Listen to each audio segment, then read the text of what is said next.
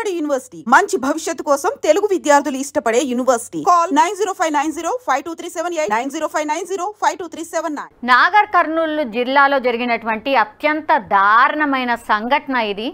అసలు నిజంగా వీళ్ళని చూసినా లేకపోతే వీళ్ళ తల్లిదండ్రులు మరి వాళ్ళ పరిస్థితి ఏందో నాకైతే తెలియదు. కానీ ఇంత ఘోరంగా కూడా ఇన్సిడెంట్స్ జరుగుతున్నాయి.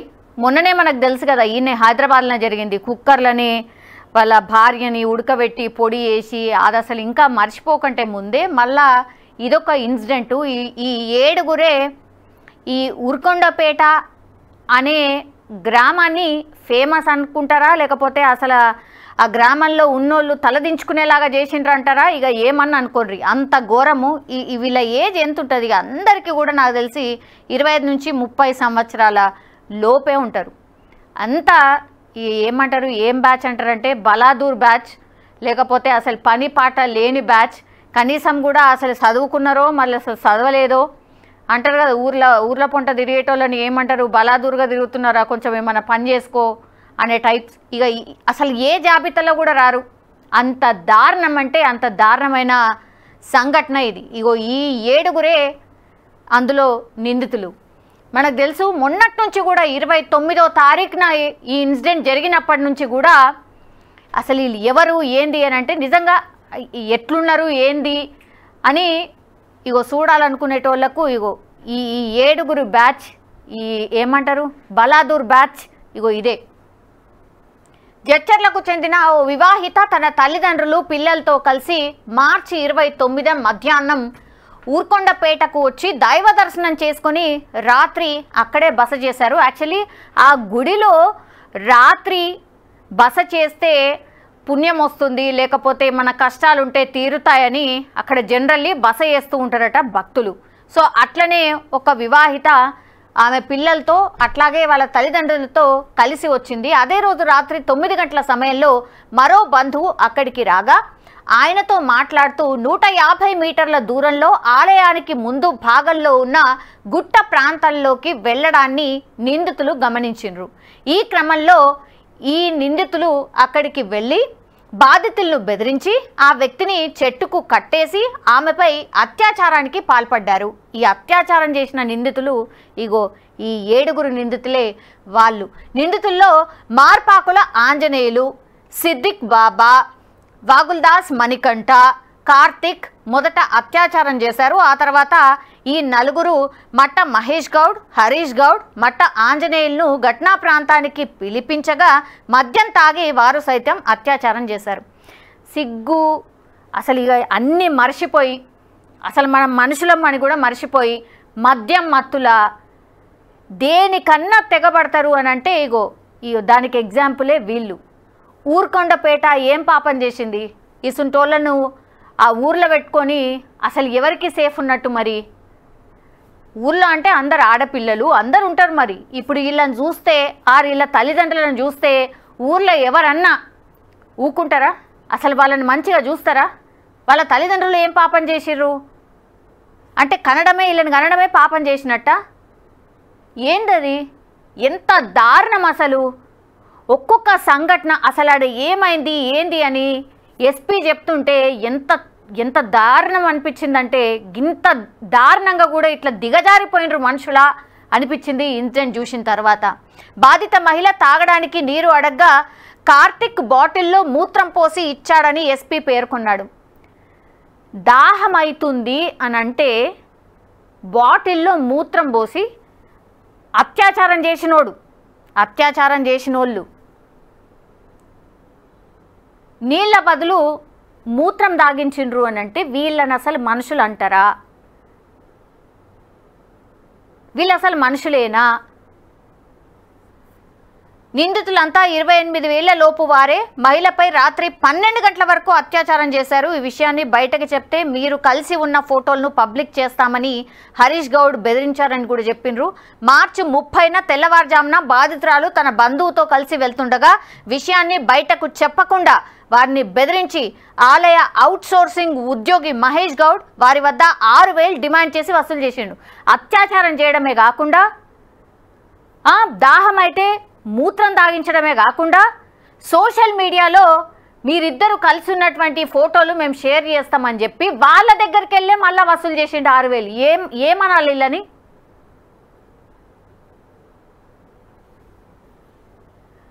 బాధితురాలు తన ఊరికి వెళ్లి తిరిగి సోమవారం ఊర్కొండ పోలీస్ స్టేషన్లో ఫిర్యాదు చేయడంతో కేసు నమోదు చేసి దర్యాప్తు ప్రారంభించాము.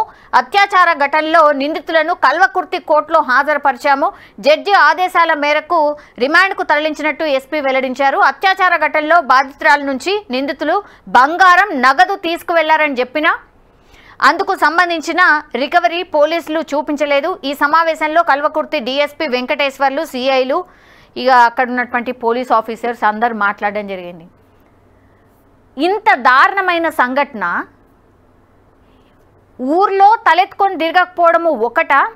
అసలు వీళ్ళు మనుషులా లేకపోతే ఇంకేమన్నా అన్నమే తింటున్నారా అందరి లెక్కనే? మద్యం మత్తులో తన మన భేదం అసలు ఏమీ కనబడదా? గింత దారుణంగా ఉంటారా? ఏమైంది? 28 సంవత్సరాల లోపే ఉన్నారు కదా అందరూ. గుడికి వచ్చిన మహిళ మీద గింత దారుణంగా చేస్తే అసలు ఇంకేం చేయాలి? అసలు ఎవరికి సేఫ్టీ ఉన్నట్టు? అంటే ఆడపిల్లలు అంటే ఎవరు తిరగద్దు, ఇక బయట తిరగద్దా? అదే కోణంలో చూస్తారా? ఇంత చెండాలం అంటే ఇంత చెండాలమైన ఇన్సిడెంట్స్ ఈ మధ్యకాలంలో అసలు ఏమంటారు, వాటిని తలుసుకుంటేనే భయమవుతుంది. అసలు ఏం జరుగుతుంది? గింత దారుణమైన పరిస్థితుల్లో మనం ఉన్నామా అనిపిస్తుంది. అసలు మనుషులనే ఇంగిత జ్ఞానం కూడా కోల్పోయి ఇట్లా బిహేవ్ చేస్తున్నారు. ఇగో ఎస్పీ ఈ సంఘటనకు సంబంధించి ఎస్పీ పూర్తి వివరాలు వెల్లడించిండు. గత సాటర్డే 29 మార్చ్ 2025 ఒకటి సీరియస్ హీనియస్ గ్యాంగ్ రేప్ జరిగింది. ఈ సాటర్డేలో జరిగిన తర్వాత ఈ గ్యాంగ్ రేప్లో ఎవరైనా విక్టిమ్ ఉన్నారు, ఈ అక్యూజ్ పర్సన్ అందరు విక్టిమ్లో థ్రెటన్ చేసి మీరు కేసు పోలీసులో ఇస్తే ఎఫ్ఐఆర్ నమోదు చేసేతో మీకు చెప్పేస్తా అని చెప్పి ఈ విక్టిమ్ ఇమీడియట్గా ముందు రాలేదు. సో మండే మార్నింగ్ మన పోలీస్కి ఊర్కొండ పోలీస్ స్టేషన్లో ఈ సమాచారం వచ్చింది.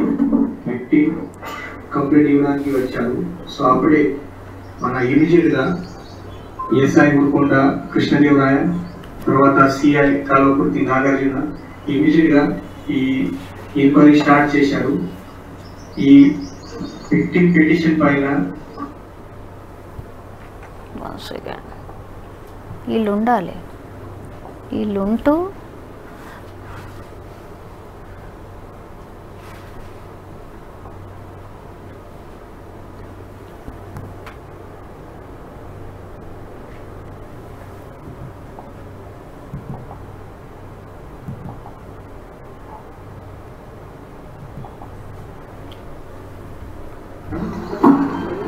మన నాగర్ కర్నూలు డిస్టిక్లో ఊర్కొండ పోలీస్ స్టేషన్ లిమిట్లో ఈ గత సాటర్డే 29 మార్చ్ 2025 ఒకటి సీరియస్ హీనియస్ గ్యాంగ్ రేప్ జరిగింది.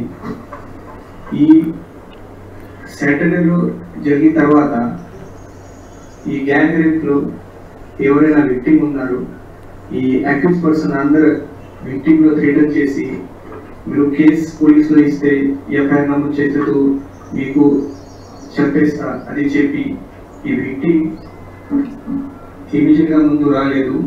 సో మండే మార్నింగ్ మన పోలీస్కి ఊర్కొండ పోలీస్ స్టేషన్లో ఈ సమాచారం వచ్చింది. విక్టిమ్ కంప్లైంట్ ఇవ్వడానికి వచ్చారు. సో అప్పుడే మన ఇమీడియట్గా ఎస్ఐ ఊర్కొండ కృష్ణదేవరాయ, తర్వాత సిఐ కల్వకుర్తి నాగార్జున ఇమీడియట్గా ఈ ఎంక్వైరీ స్టార్ట్ చేశారు. ఈ విక్టిమ్ పిటిషన్ పైన ఎఫ్ఐఆర్ నమోదు చేసి మన ఈ ఇన్వెస్టిగేషన్ ఒక senior officer DSP Venkateswararao Kalwakurthy DSP గారికి హ్యాండ్ ఓవర్ చేశాము. అండ్ ఇమీడియట్గా మన ఇన్వెస్టిగేషన్ కూడా స్టార్ట్ చేశాము.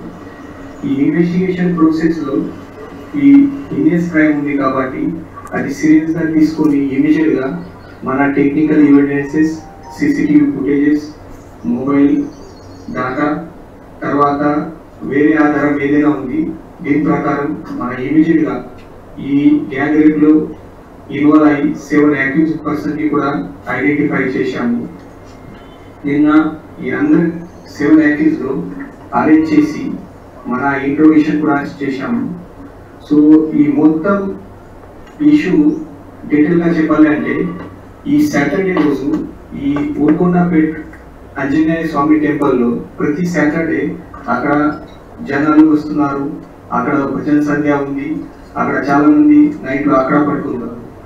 సో ఈ విక్టిమ్ లేడీ అమ్మాయితో పాటు అమ్మాయి పేరెంట్స్ అక్కడ ఈవినింగ్ 4 o'clock ప్రాంతంలో అక్కడ వచ్చారు. ఈ 4 o'clock వచ్చిన తర్వాత వాళ్ళు అది టెంపుల్ దగ్గరికి ఉన్నారు. అమ్మాయి తర్వాత అమ్మాయి రిలేటివ్లో అక్కడ కాల్ చేసి పిలిచారు.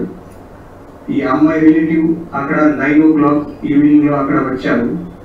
సో అందరు ఫ్యామిలీతో కలిసి వాళ్ళు ఆంజనేయ స్వామి దర్శనం చేసిన తర్వాత ఈ అరౌండ్ నైట్ 10:30 టైంలో ఈ అమ్మాయి విక్టిమ్ లేడీ అండ్ అమ్మాయి రిలేటివ్ అక్కడ నేచర్ పార్క్ గురించి అది టెంపుల్ బ్యాక్ సైడ్లో 150 మీటర్ బ్యాక్ సైడ్లో పోయారు. అప్పుడే ఈ యాక్టివ్ పర్సన్స్ అక్కడ ఉన్నారు. వాళ్ళు అబ్జర్వ్ చేశారు ఇది ఒకటి లేడీ అండ్ ఒకటి జెంట్ పర్సన్ ఇక్కడ లోపల పోతున్నారు. సో అది ఫస్ట్ అక్కడ చెట్లు దగ్గరికి ఈ విక్టిమ్ లేడీ అండ్ అమ్మాయి ఫ్రెండ్స్ రిలేటివ్ ఉన్నారు. అప్పుడే ఈ 4 యాక్టివ్ పర్సన్ ఫస్ట్ అక్కడ పోయారు. వాళ్ళ ఇద్దరికి థ్రెటన్ చేసి వాళ్ళ ఇద్దరికి తీసుకొని ఇంకా 50 to 70 మీటర్ బ్యాక్ సైడ్ లో తీసుకొని పోయారు. ఈ యాక్టివ్ పర్సన్ ఇమీడియట్ గా వేరే ఇంకా 3 యాక్టివ్ పర్సన్ కి కూడా కాల్ చేసి అక్కడ పిలిచారు. సో నైట్ అరౌండ్ 11 to 12 మధ్యలో 29th సాటర్డే నైట్ 11 to 12 మధ్యలో ఈ 7 పర్సన్స్ టోటల్ అక్యూజ్. ఈ 7 పర్సన్ 1 by 1 అమ్మాయి పైన ఈ థ్రెటన్ చేసి రేప్ చేశారు. ఈ 12 o'clock ఈ అన్ని అయిపోయిన తర్వాత అమ్మాయిలు అని వాళ్ళ రిలేటివ్లు థ్రెటన్ చేసి ఈ ఇన్ఫర్మేషన్ బయటకి పోలీసులు చెప్తే ఎవరైనా చెప్తే మీకు చెప్పేస్తా అది చెప్పి అక్కడ నుంచి పంపించేశారు. సో ఈ అమ్మాయి విక్టిమ్ లేడీ అండ్ అమ్మాయి రిలేటివ్ అక్కడ 2:30 వరకు అక్కడ టెంపుల్ దగ్గరికి ఉన్నారు. తర్వాత ఇద్దరు అక్కడ వాళ్ళ ఇంటికి పోయారు. సో ఈ అన్ని మొత్తం ఇష్యూ అయిన తర్వాత మన సండే రోజు ఏదైనా ఇన్ఫర్మేషన్ రాలేదు. సో మన మండే రోజు ఇది కంప్లీట్ వచ్చేది. ఈ కంప్లీట్ వచ్చిన తర్వాత ఇమీడియట్గా మన ప్రాపర్గా ఈ డిఎస్పీ కల్వకుర్తి ఆధ్వర్యంలో సిఐ కల్వకుర్తి తర్వాత ఎస్ఐ ఊరుకొండ ఈ ఇన్వెస్టిగేషన్ స్టార్ట్ చేశారు. నేను కూడా పర్సనల్గా వచ్చి క్రైమ్ సీన్ విజిట్ చేసి అక్కడ ఏదైనా ఆధారం తర్వాత ఈ ఇష్యూ ఈ సంఘటన ఎట్లా జరిగింది అది కూడా నేను వెరిఫై చేశాము. నిన్న కూడా మన senior officer multi zone 2 IG Satyanarayana sir కూడా ఇంకా వచ్చి ఈ క్రైమ్ సీన్ విజిట్ చేశారు. సో మన పోలీస్ సైడ్ నుంచి ఇమీడియట్గా ఇది ప్రాంప్ట్ యాక్షన్ జరిగింది. డీజీపీ డాక్టర్ జితేందర్ సార్ పర్సనల్గా ఈ ఇష్యూ మానిటర్ చేస్తున్నారు. తర్వాత తెలంగాణ ప్రభుత్వం కూడా ఈ సంఘటన చాలా ఘోరంగా ఉంది కాబట్టి వాళ్ళు కూడా పర్సనల్గా ఈ ఇష్యూ మానిటర్ చేస్తున్నారు. ఈ మొత్తం మన ఈ కేసెస్లో ఇప్పటి వరకు ఈ 7 అక్యూజ్ ఇన్వాల్వ్మెంట్ అయింది. ఆల్ అక్యూజ్ మన కస్టడీలో ఉన్నారు. ఈ కేసు గురించి మన డిఎస్పీ కల్వకుర్తితో పాటు సిఐ నాగార్జున, తర్వాత ఎస్ఐ ఊరుకొండ కృష్ణదేవరాయ, తర్వాత సిఐ వెల్లండ విష్ణువర్ధన్ రెడ్డి, మన ఎస్ఐ కల్వకుర్తి మాధవ, ఎస్ఐ కురుమూర్తి, మన అన్ని Kalwakurthy sub division police force అన్ని ఈ క్రైమ్లో ఇన్వెస్టిగేషన్లో పార్టిసిపేట్ చేసి ఈ సక్సెస్ఫుల్గా ఈరోజు ఈ ఇన్వెస్టిగేషన్లో ఈ 7 పర్సన్ ఆపరేట్ చేసి ఈరోజు జ్యుడిషియల్ రిమాండ్కు పంపు చేస్తాము. ఈ కేసు గురించి ఏదైనా ఆధారం ఉంది, టెక్నికల్ ఎవిడెన్సెస్ ఉన్నాయి, సిసిటీవీ ఫుటేజెస్ ఉన్నాయి, మొబైల్ డేటా ఉన్నాయి, ఇంకా ఏదైనా ఆధారం ఉంది అది మైన్యూట్గా నేను పర్సనల్గా మానిటర్ చేస్తున్నాను. ఈ అన్ని మొత్తం ఆధారం ప్రాపర్గా కలెక్ట్ చేసి ఈ యాక్టివిటీస్ గురించి అన్ని ఇన్ఫర్మేషన్ సీఆర్ ప్రాపర్గా కలెక్ట్ చేసి మెడికల్ టెస్ట్ ప్రాపర్గా కండక్ట్ చేసి ఇవన్నీ మొత్తం ఇన్వెస్టిగేషన్ నడుస్తుంది.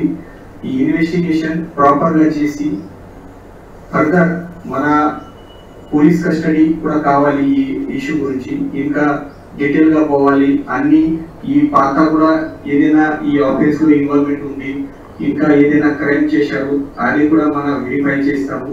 ఈ పోలీస్ కస్టడీలో తీసుకుని ఈ డీటెయిల్గా మళ్ళీ నెక్స్ట్ ఇన్వెస్టిగేషన్ కూడా చేస్తాము. తర్వాత ఈ మొత్తం ఇన్వెస్టిగేషన్ అయిన తర్వాత మన ఆనరబుల్ కోర్టులో రిక్వెస్ట్ చేసి ఈ ఫాస్ట్ ట్రాక్ లో ఈ కేసు ట్రయల్ చేసి ఇమీడియట్ గా ఈ విక్టిమ్ లో బాధితులు న్యాయం జరగాలి. అది కూడా ప్రయత్నం మన పోలీస్ సైడ్ నుంచి చేస్తాము. గ్యాంగ్ కాదు, ఇంకా ఒక గ్యాంగ్ ఉంది, వేరే వాళ్ళు ఉన్నారు, అది గురించి కూడా మేము ఇప్పుడు ఇన్ఫర్మేషన్ కలెక్ట్ చేస్తున్నాము. అది ఉంది, వాళ్ళ పైన కూడా యాక్షన్ చేస్తాము. మీ సైడ్ నుంచి కూడా ఏదైనా కాంక్రీట్ ఇన్ఫర్మేషన్ ఉంది ఇమీడియట్ గా ఇవ్వండి, వాళ్ళ పైన కూడా యాక్షన్ చేస్తాము. సో ఈ కేసులో కూడా మన సీరియస్ గా సెక్షన్ పెట్టడం జరిగింది. ఈ కేసు అంటే గ్యాంగ్ రేప్ ప్లస్ వాళ్ళు విక్టిమ్ నుంచి కొంతమంది మనీ అండ్ గోల్డ్ ఐటమ్ కూడా తీసుకున్నారు, అదే కంప్లీట్ ఉంది. సో ఈ gang rape section plus dacoity section కూడా పెట్టాము. ఈ యాక్యూజ్ అందరూ 20 to 28 ఏజ్ మధ్యలో ఉన్నారు. వాళ్ళు దీంట్లో అవుట్ ఆఫ్ 7 2 persons మ్యారీడ్ ఉన్నారు, మిగతా 5 persons అన్మ్యారీడ్ ఉన్నారు. ఈ అందరూ ఊరుకొండపేట లోకల్ వాళ్ళు ఉన్నారు. సో దీంట్లో కొంతమంది ఎలక్ట్రీషియన్ పని చేస్తున్నారు, కొంతమంది కుకింగ్ పని చేస్తున్నారు, 1 person దీంట్లో ఇది టెంపుల్ లో అవుట్ సోర్సింగ్ లో కూడా పని చేస్తున్నారు, 1 అగ్రికల్చర్ చేస్తున్నారు. సో ఈ యాక్టివ్ పర్సన్ కూడా మార్పాకులు ఆంజనేయులు ఏజ్ 25 years, తర్వాత సాదిక్ బాబా ఏజ్ 28 years, వల్గుదాస్ మణి, తర్వాత Karthik age 20 years, Matta Mahesh 28 years, Harish Goud 23 years and Matta Anjaneyulu 24 years. ఈ అందరూ అక్కడ చుట్టుపక్కల వాళ్ళు ఉన్నారు. అది ఊరుకొండ ప్రాంతం నుంచి వాళ్ళు రెగ్యులర్ గా అక్కడ టెంపుల్ దగ్గరికి తిరుగుతున్నారు. సో ఈ అందరికి ఈ టైప్ లో ఎవరైనా వేరే ప్లేసులు ఇక్కడ కాకుండా వేరే ప్లేసులు కూడా మన నాగర్ కర్నూలు డిస్ట్రిక్ట్ లో కూడా చాలా మంది మన టెంపుల్ సైట్స్ ఉన్నాయి. సిర్సర్గండ్ల, సింగోటం, మట్టిమడుగు, తర్వాత ఉమా మహేశ్వరి, చాలా ప్లేసెస్ ఉన్నాయి. సో అక్కడ కూడా ఇన్ఫర్మేషన్ పెట్టి ఈ టైప్ లో ఎవరైనా అది న్యూసెన్స్ నోటరైజ్ అయ్యారు అక్కడ తిరుగుతుంది అనేది ఇన్ఫర్మేషన్ కలెక్ట్ చేసి వాళ్ళ పైన కూడా యాక్షన్ చేస్తాం. సో అది ఆ కేసుకి సంబంధించిన డీటెయిల్స్ అయితే చెప్తున్న పరిస్థితి. ఊరుకొండపేటకు సంబంధించిన వాళ్ళే ఇంకా ఇందులో 5గురికి ఆల్రెడీ మ్యారేజ్ అయింది, 2కి ఇంకా పెళ్లి కాలేదు. ఇంకేముంటారు? ఉంటారా అలా భార్యలు? ఇట్లాంటి ఇన్సిడెంట్ చేసిన తర్వాత ఎవరుంటారు? అసలు మనుషుల జాబితాలకు రాను. అసలు వీళ్ళు అసలు మనుషులు అనడం కూడా వేస్టే. ఫాస్ట్ ట్రాక్ ద్వారా విచారణ చేసి వీళ్ళకు శిక్ష పడేటట్టు చూస్తారట. ఎందుకు? ఈ ఊరుకొండపేటకి సంబంధించిన వాళ్ళకు అప్పచెప్తే అయిపోతుంది కదా, వాళ్ళే న్యాయం చెప్తారు కదా. ఇంకా ఫాస్ట్ ట్రాక్ కోర్టు పెట్టి దానికి మళ్ళీ వీళ్ళందరినీ తీసుకుపోయి రోజులను కూసోబెట్టి వాళ్ళకు తిండి తిప్పల అన్నీ చూసి ఎందుకు ఆ ఖర్చు అంత దండుగు, మీకు ఆ బందోబస్తు అంత దండుగు, ఊకే కోర్టుకు పోవాలా, తీసుకురావాలా? తెలిసిపోయింది కదా ఎవరు ఏం చేసిండ్రు ఏంటిది అనేది తెలిసిపోయింది కదా. ఇప్పుడు ఊరుకొండపేట వాళ్ళనే అడగండి ఏం న్యాయము, వీళ్ళకి ఏం చేయాలనంటే వాళ్ళే కరెక్ట్గా చెప్తారు. ఇంకా ఏ కోర్టు నిజంగా ఏం అవసరం లేదు. ఇట్లాంటి ఘాతుకాలకి పాల్పడిన వాళ్ళని అక్కడ ఏడైతే జరిగిందో వాళ్ళకే అప్పచెప్పాలి, వాళ్ళే కరెక్ట్గా న్యాయం చెప్తారు. ఈ కేసుని ఎంత సీరియస్గా టేకప్ చేసిండ్రో ఆల్రెడీ చెప్పిండ్రు కదా. ఇంత దారుణమైన ఘటన అంటే బెదిరిస్తారు, గ్యాంగ్ రేప్ చేస్తారు, ఆ తర్వాత చంపేస్తామని అంటారు, తర్వాత ఆమె మెడలు ఉన్న చైను అట్లాగే వాళ్ళ దగ్గర ఉన్న పైసలు కూడా లాక్కుంటారు. ఏంది ఇది? ఈ కేసులో నిజమైన న్యాయం ఎప్పుడు జరుగుతుంది అంటే ఆ బాధితురాలు ఎప్పుడు నిజమైన న్యాయం జరుగుతుంది అని అంటే వీళ్ళకు ఇమీడియట్గా ఇట్లా ఇంకో నెలనా 2 నెలలా లేకపోతే సంవత్సరాల అట్లా కాదు, ఇమ్మీడియట్గా వీళ్ళ మీద ఏదో ఒక శిక్ష, అది అత్యంత భయంకరంగా ఉండాలి. అట్లయితేనే మళ్ళీ ఇంకోసారి ఇట్లాంటి ఘాతకానికి పాల్పడరు. అట్లాగే మీరు చెప్పినట్టుగా నిజంగా ఇంకేడైనా జరుగుతున్నాయా? పాపం దర్శనాల కోసం పుణ్యం కోసం గుడి దగ్గరకు వస్తే ఇగో ఇట్లాంటి పరిస్థితులు ఉంటే మరి ఏం చేయాలా? దీని మీద సీరియస్గా దృష్టి పెట్టాల్సిందే పోలీస్ ఆఫీసర్స్. అట్లాగే ఈ కేసులో నిజమైన న్యాయం జరగాల్సిందే.